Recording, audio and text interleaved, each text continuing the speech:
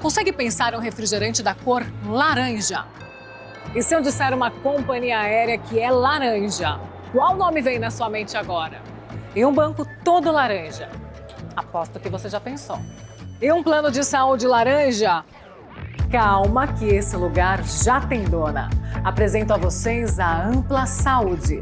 E agora você já sabe, pensou laranja? Pensou no seu plano laranja.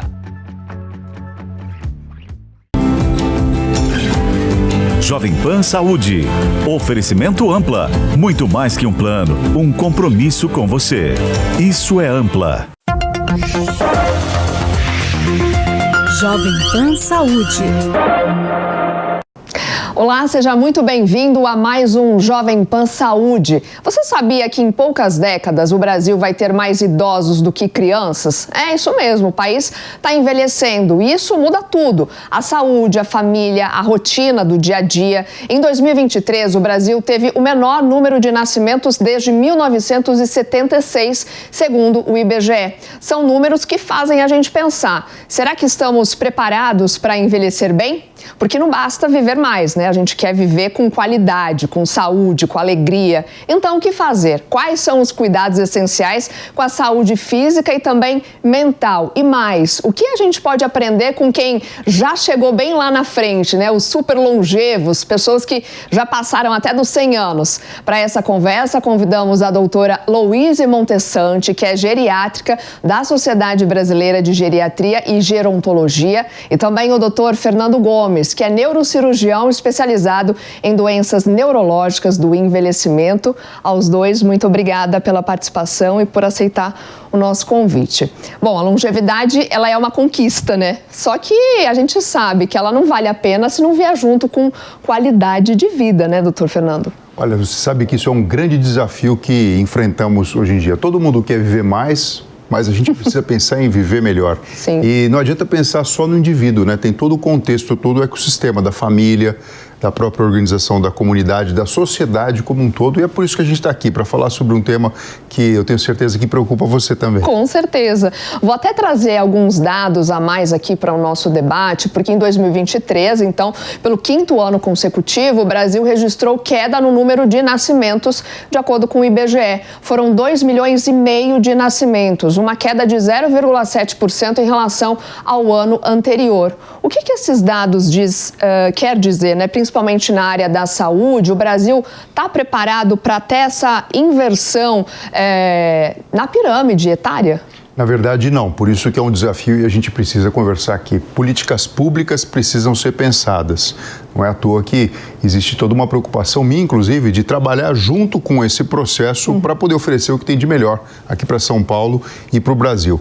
Vou te dar só um dado interessante. Dentro da subespecialidade que eu atuo, a neurocirurgia, existe uma corrente vindo da Europa e a gente até fundou na Faculdade de Medicina da USP a Liga de Neurocirurgia Geriátrica.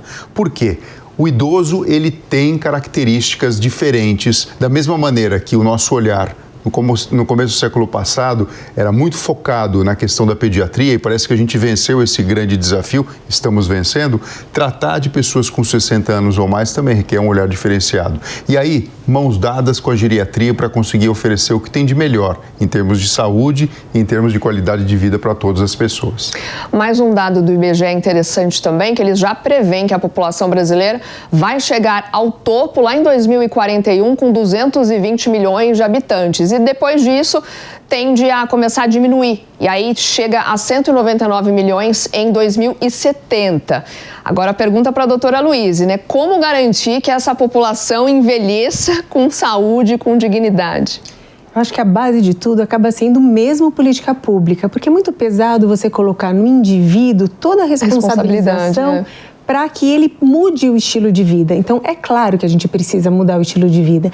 Então, o estilo de vida não é só a gente ter menos doença, porque, felizmente, com o avanço da medicina, o que não falta é remédio para a gente dar para as pessoas. O que a gente precisa é garantir um envelhecimento bem-sucedido, que é um conceito muito relacionado à autonomia. Então, não importa se eu tomo 20 comprimidos, mas se eu consigo fazer as minhas escolhas, né, e ser respeitado por isso, eu tenho um envelhecimento bem-sucedido. sucedido. E para isso a gente sim precisa ter uma possibilidade de exercer esses nossos bons hábitos, né? Que passam por atividade física, cada vez mais, é o mais importante, à medida que a gente envelhece, mas também alimentação, sono, relações positivas, manejo do estresse e evitar o uso de substâncias recreativas. Então, do ponto de vista médico, doutor Fernando, envelhecer bem seria unir todos esses fatores que a doutora Luíse pontuou, você conseguir ter autonomia no seu dia a dia, fazer suas atividades ali, sem se depender tanto assim de remédios, de medicamentos? Eu diria mais do que isso, né? Isso significa entender que a vida da gente precisa ter um propósito e um significado. Porque diferente dos outros animais, né, nós temos a característica de saber da nossa finitude, de compreender a nossa finitude. Então, até as nossas escolhas tomadas no decorrer de uma vida inteira, elas vão impactar quando a gente tem 60 anos ou mais. Agora, quando você já está lá, e aí, como é que você vai lidar com tudo isso? A cabeça é outra, né? A cabeça é outra. Então, você precisa trabalhar com a sua inteligência existencial, com a sua inteligência intrapessoal. Não adianta você estar bem, como a doutora Luíse falou, e de repente a arquitetura da sua família ela não está funcionando muito bem, ou então você não está conseguindo gerenciar as perdas que acabam acontecendo, né? Processos de luto, porque isso é inexorável, viuvez e outros desafios, né? Imagina, até o próprio impacto com as novas gerações. Inclusive, legal isso que você falou, a gente vai trazer um exemplo de gente que é exemplo vivo de tudo isso que você falou, né? Da cabeça mesmo. E diz que o segredo da longevidade é fazer o que você gosta. Isso não sou eu que estou falando. É essa britânica que aparece aí nas imagens. Ela tem 115 anos e é eleita a pessoa mais velha viva agora do mundo. Ela diz que nunca discute com ninguém, que leva a vida com calma.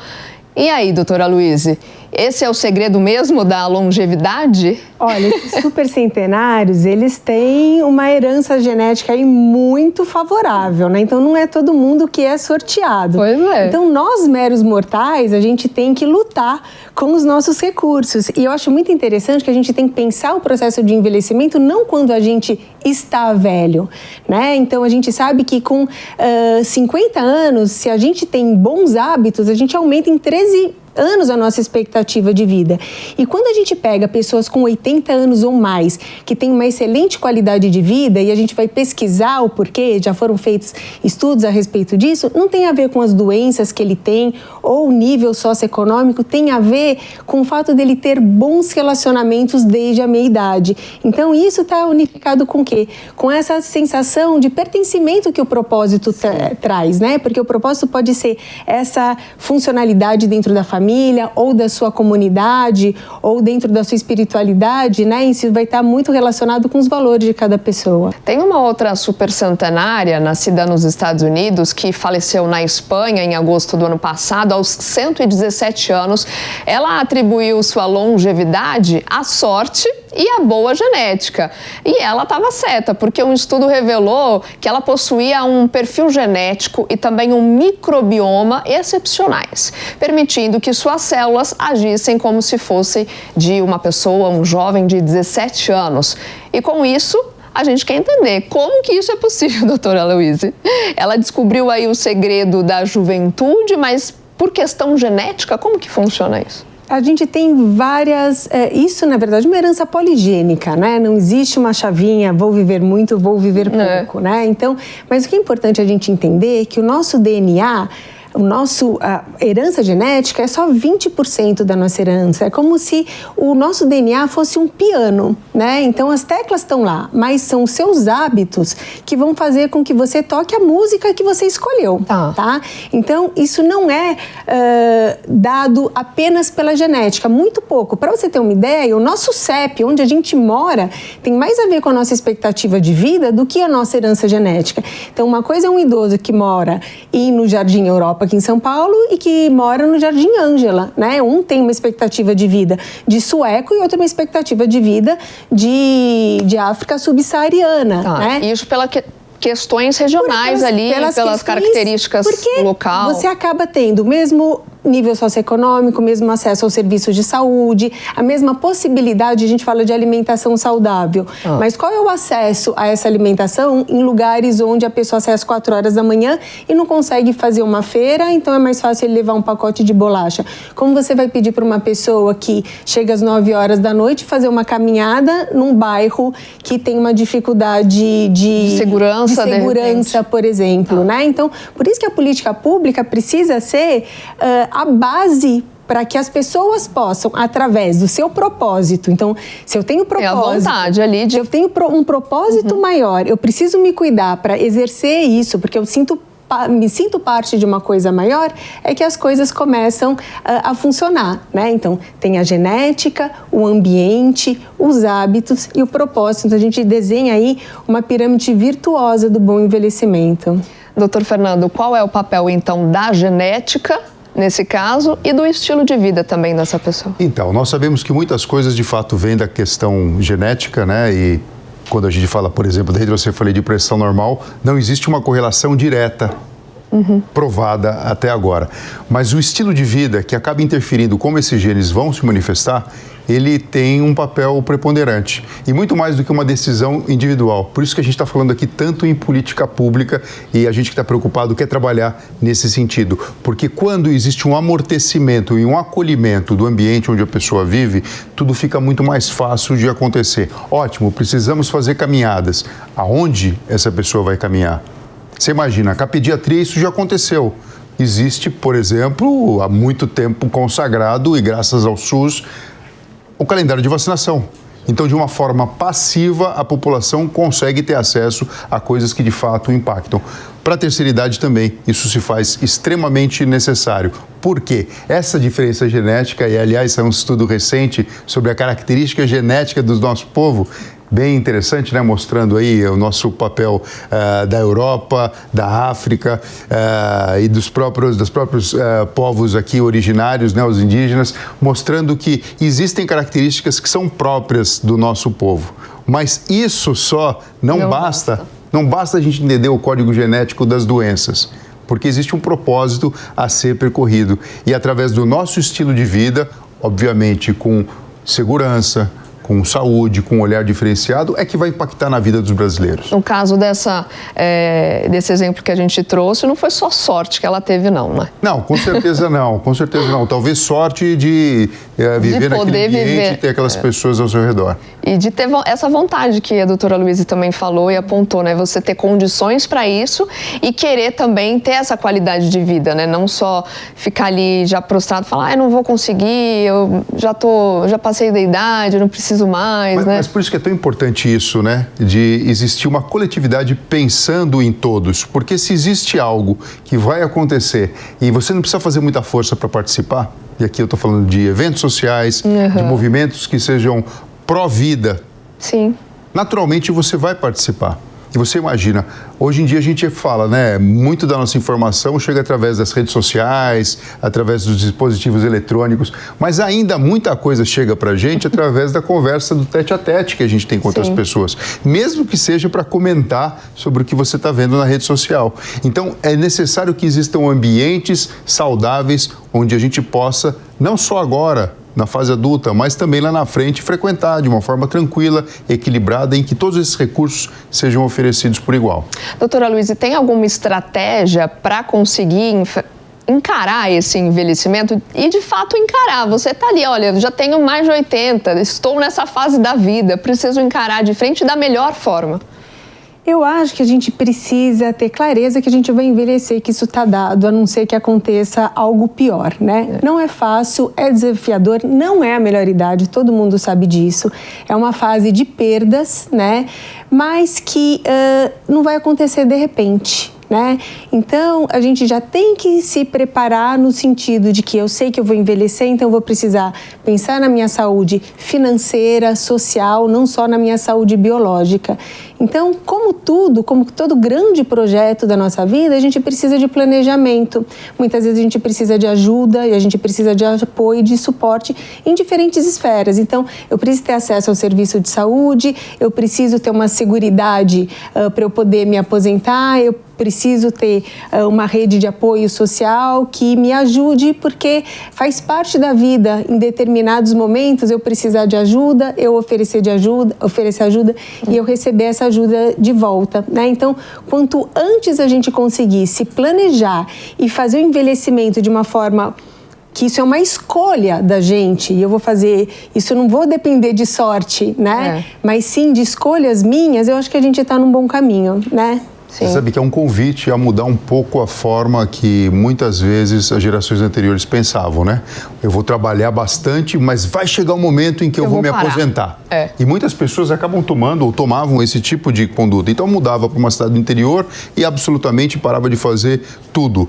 Hoje em dia, com essa questão da expectativa de vida, isso mudou. Sim. Você até pode, isso pode fazer parte do seu plano, mas vai ser ainda mais desafiador. Cada vez mais, a gente vai perceber que as pessoas vão precisar e vão continuar trabalhando. Diversas formas, diversas novas maneiras vão surgir para que isso aconteça. Mas a gente precisa planejar a médio e longo prazo. Por isso que sempre que a gente faz o que de fato a gente gosta, isso empurra uma qualidade de vida em conjunto. Isso precisa ser respeitado e apoiado, né? Sim. Porque sozinho ninguém consegue fazer nada. Não, é verdade. E, de fato, muda algo no cérebro à medida que a gente vai envelhecendo, doutor? Muda no cérebro, muda no corpo como um todo. Vou te dar um exemplo bem prático, tá? O mesmo folheto embrionário que dá origem ao cérebro dá origem à pele. A pele não muda? Muda. O cérebro muda também. Isso é um fato. Algumas coisas que nós percebemos do ponto de vista cognitivo, como a atenção, a habilidade de memorizar muitas coisas, a agilidade mental, tende a reduzir. E não é um problema. Isso é absolutamente normal. É possível trabalhar tudo isso? Claro, claro. O nosso cérebro, ele tem 86 bilhões de neurônios, cada um faz cerca de 10 mil sinapses. E assim, a gente não usa só 10% do cérebro, como muitas pessoas ainda acreditam. Nós podemos ter uma capacidade praticamente infinita de aprender coisas novas. O que depende para você aprender coisa nova? A sua curiosidade, ainda mais no mundo atual, que com um toque na mão você consegue acessar o que você quiser e até mesmo sem recurso financeiro. Você sabe o que eu estou dizendo. A pessoa quer aprender um instrumento musical, sim, ela consegue. Ela quer aprender um novo idioma, ela consegue. Eu tenho muitos pacientes que fazem esse percurso, eu vou te falar, com custo mínimo. Então, assim, tem uma coisa chamada motivação. Ou seja, é pegar a rédea mesmo da vida e entender que esse processo ele vai precisar acontecer com tudo que a doutora Luísa falou, com apoio mesmo, mas vai depender muito de você, a forma que você encara a vida e lida com toda essa situação.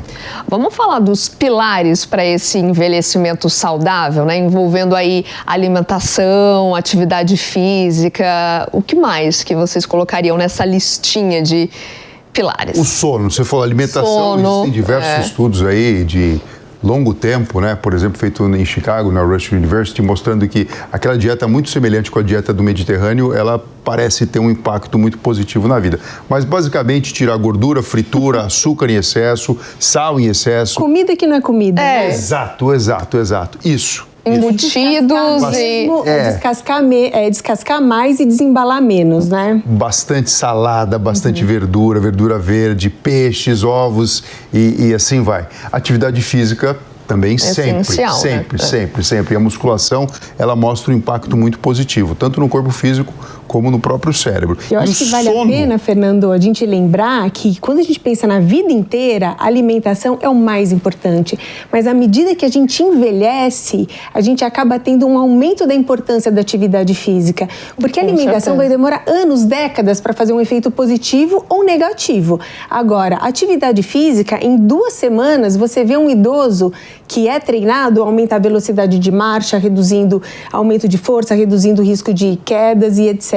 Não, e se você vem com esse hábito da atividade a vida inteira, você já ganha essa resistência para chegar lá na frente já preparado. Isso, mas quem também nunca fez e decide fazer, obviamente, com o apoio do geriatra, não, trabalhos de avaliação cognitiva mostram que em 4 semanas, treinando 3 vezes por semana, força, elasticidade, alongamento e treino aeróbico começa a impactar em avaliação neuropsicológica de uma maneira positiva, mostrando que os neurônios só estão ali esperando para poder trabalhar de uma forma melhor, porque aumenta, obviamente, a circulação sanguínea cerebral, endorfina, serotonina, dopamina, irisina, fator neurotrófico, isso impacta no nosso funcionamento. Mas precisamos falar que o sono tem um papel preponderante na nossa vida também. Eu listei aqui, a gente listou, pedi para o pessoal colocar a arte que a gente preparou com pelo menos 4 hábitos que ajudariam ou ajudam a gente a ter uma vida longa e saudável. Então, olha lá, primeiro, dormir bem. Dormir bem, putz. Primeiro, no topo dessa lista, né?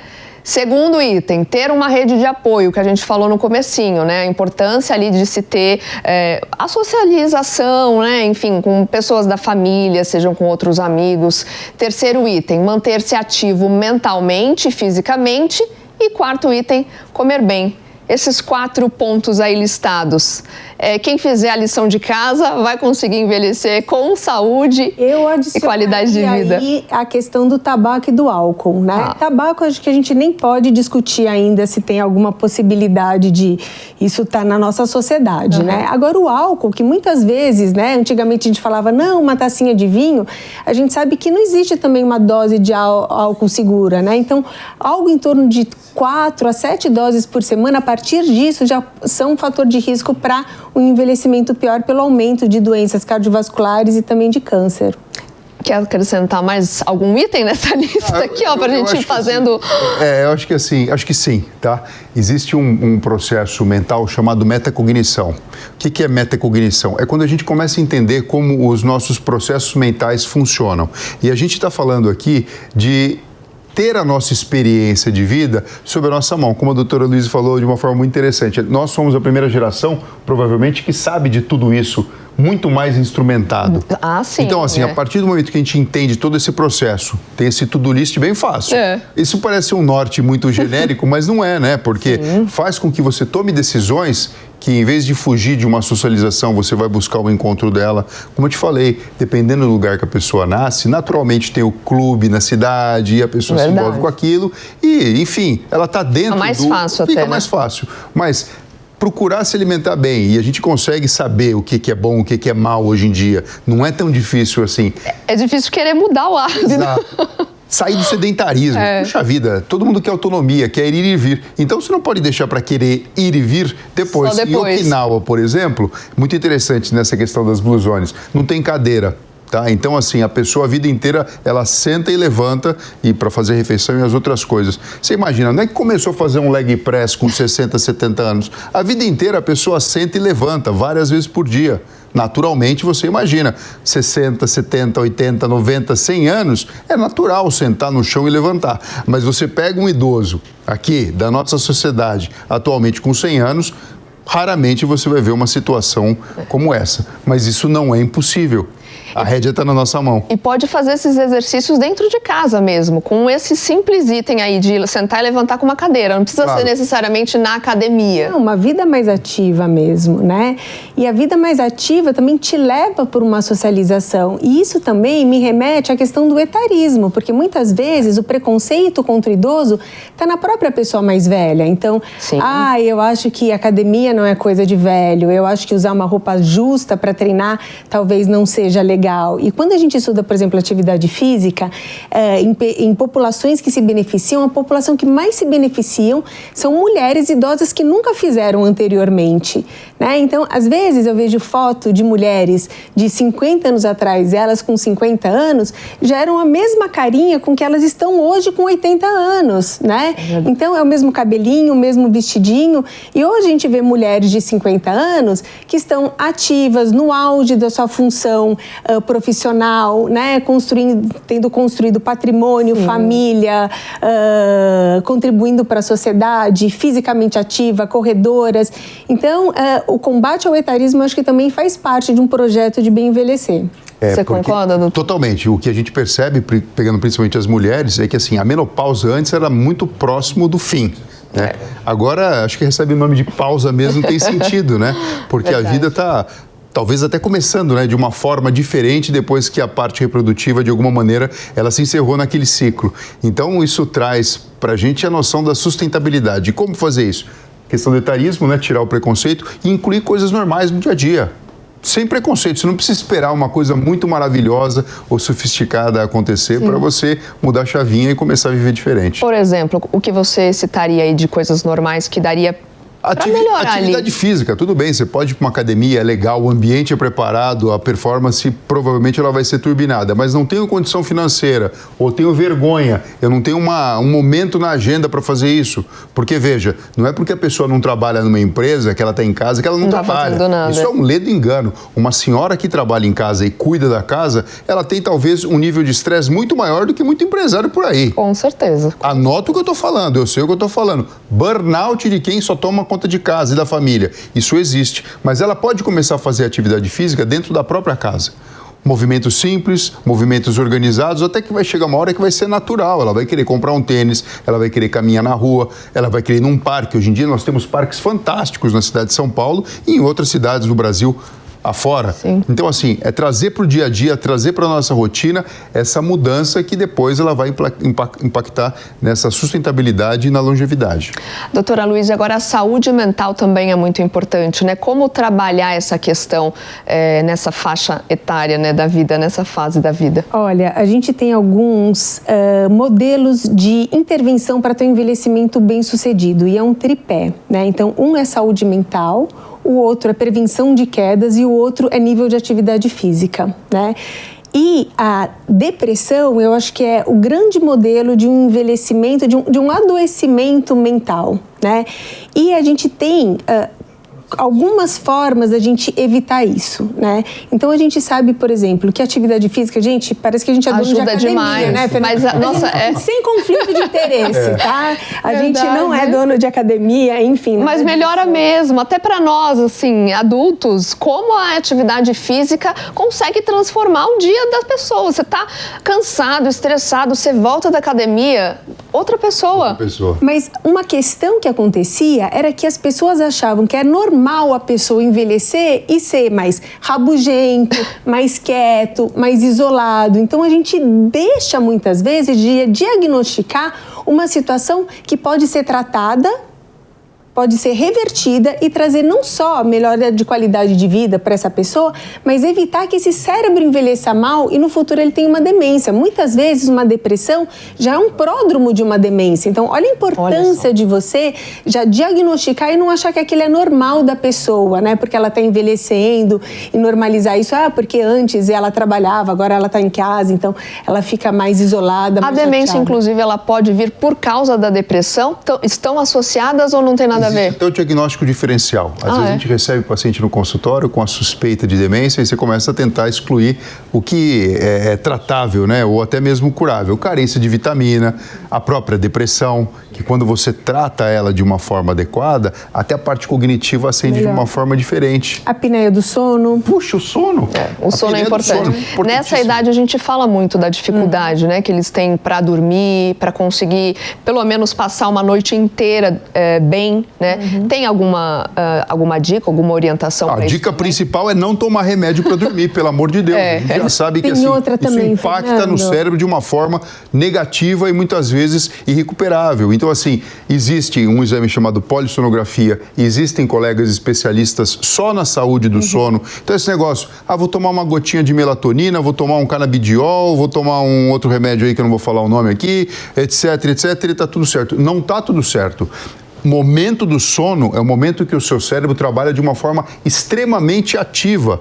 A gente tem uma fase do sono chamada sono REM, que o cérebro fica ativo tanto quanto a gente está aqui na vigília. É o momento que a memória da gente é impactada, é codificada. O corpo não descansa. Total, né? Os valores emocionais são misturados com as nossas informações. Então, se você não tem esse momento de uma forma normal ou simplesmente induzido por uma medicação ou por álcool, alto lá, como é que você acha que vai ser o seu dia seguinte, sua semana seguinte e os próximos anos?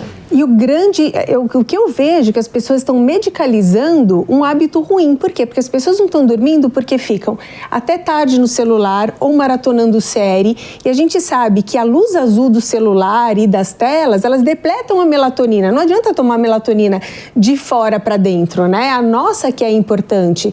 Então as pessoas acordam de madrugada para ir fazer o seu xixizinho, já dá uma olhada, já entra no Instagram, já entra na rede social. Aí no outro dia acorda com sono, dorme um pouquinho mais, ou então faz uma siesta com tempo maior do que deveria, e aí à noite ela não está com sono, então isso vira um ciclo vicioso, e a pessoa, ao invés de ter uma higiene do sono com uso adequado de telas, ela acaba pedindo e indo atrás do profissional de saúde para prescrever um medicamento que vai fazer mal para a cognição dela, que vai piorar o reflexo dela, então vai aumentar o risco de queda. Então, assim, é o começo do fim.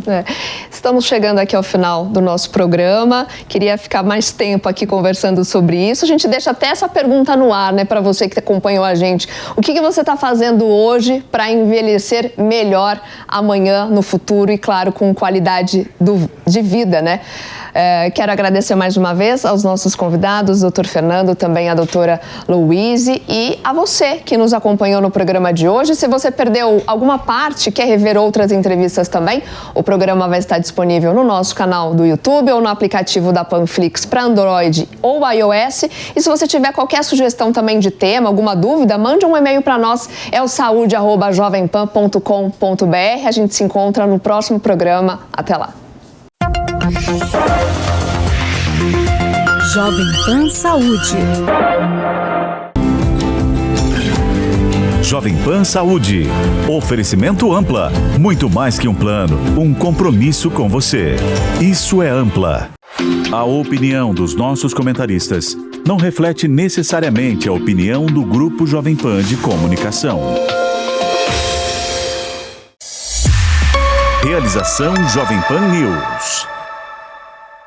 Consegue pensar um refrigerante da cor laranja? E se eu disser uma companhia aérea que é laranja, qual nome vem na sua mente agora? E um banco todo laranja? Aposto que você já pensou. E um plano de saúde laranja? Calma que esse lugar já tem dona. Apresento a vocês a Ampla Saúde.